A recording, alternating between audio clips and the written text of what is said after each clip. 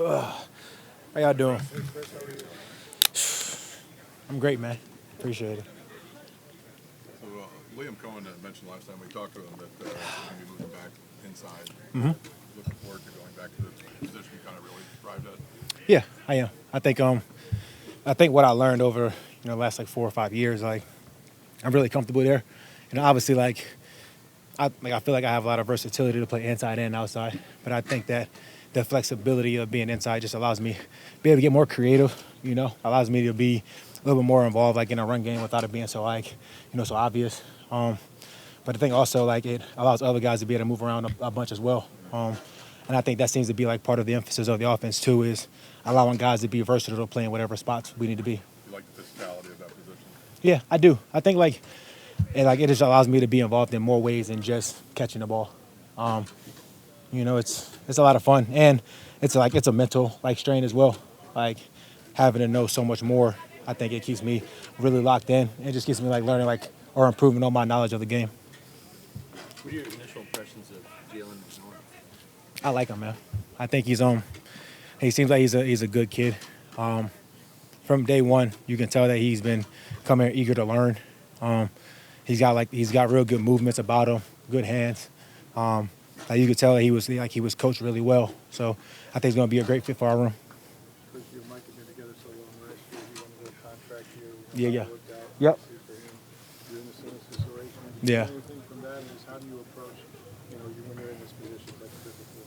Yeah, I think I feel like one thing that you guys have learned with me and Mike is I feel like we're like the ultimate pros, right? Like we come in, we handle our business. We understand the off the field stuff is a business element there too. Kind of have to let that take care of itself. But we're both guys that enjoy what we do. We enjoy the people that we work with. So I'm grateful to be here, grateful to be out here and putting the work in. And it's a beautiful day here. It's hard to beat these bright sunny days, right? Even though it's warm, it's the humidity is not fully here yet. So that's a blessing. That's a blessing. What's the best thing about Liam Coen's offense conceptually, Mm-hmm. either what you're learning in the classroom or on the field here? I think, like I was saying earlier, I think it's a lot of diversity. I think that there's going to be a lot of moving parts for defense to have to figure out, and I think how they're teaching it is going to allow for us to have, a lot of cohesiveness within the offense, right? We have a bunch of different terms and phrases that can get us into one formation or one play that looks like a different play. So I think how it all marries up will be really beneficial for us. With a lot of those bunch formations too, Yeah. that has to help in terms of some free releases, either for you or other guys within that bunch formation. Yeah, for sure. It helps with free releases, but it also helps with the run game. So I'm sure it helps the offensive line. I think it'll probably help with the quarterback as well, just in terms of being able to ID what the defense is doing.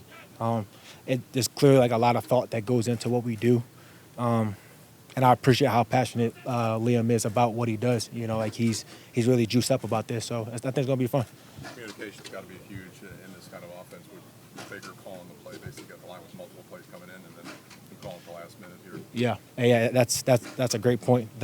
Communication is at a premium in the huddle and at the line of scrimmage. But that's why we're here, working on it now, so that when we get to training camp, we're not starting from the ground. We already have the foundation and we can really build from there. How's the install going? What stands out to you about it? I think just how complex it is was probably the thing that stands out the most right now. We have to learn, we have to know a lot. As an offense, as receivers, we have to know a lot. But it's cool that they put the onus on on the players, because at the end of the day, we're the ones that's out there playing. So for us to be kind of empowered in that way, I think has been a cool change, and I think it's something that as we kind of build and as we learn, we'll be able to see guys take a little bit more and more control. Chris, you're a year after the year after getting injured. Yeah. Sometimes that can be a good thing, right? Yeah. To feel better, mentally, all this how proud are you of the fact that, first of all, how are you doing it? And how proud are you of the fact that consistently, you're on a streak of 1,000 yards, you have your own streak, Yeah. that you've not dropped any production? Yeah, man. It's well, first, I appreciate you asking. I'm doing well. I think each year I get a little bit better and better, start to feel a little bit more and more like myself. So that's always exciting.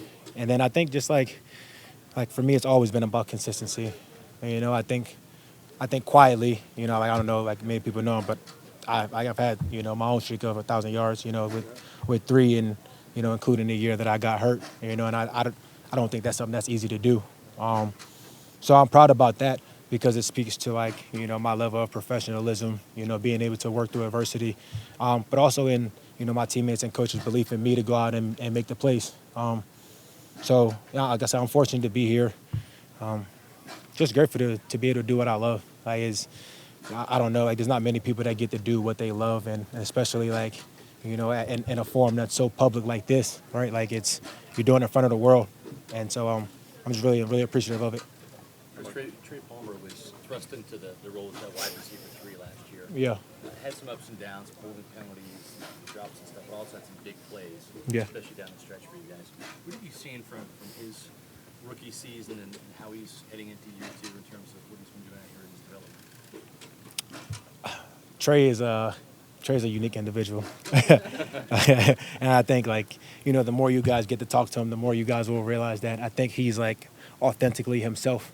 And that's rare. Sometimes guys will get to the NFL and they'll start feeling like they got to be a certain way. But man, Trey is always him, and I really, really respect that about him.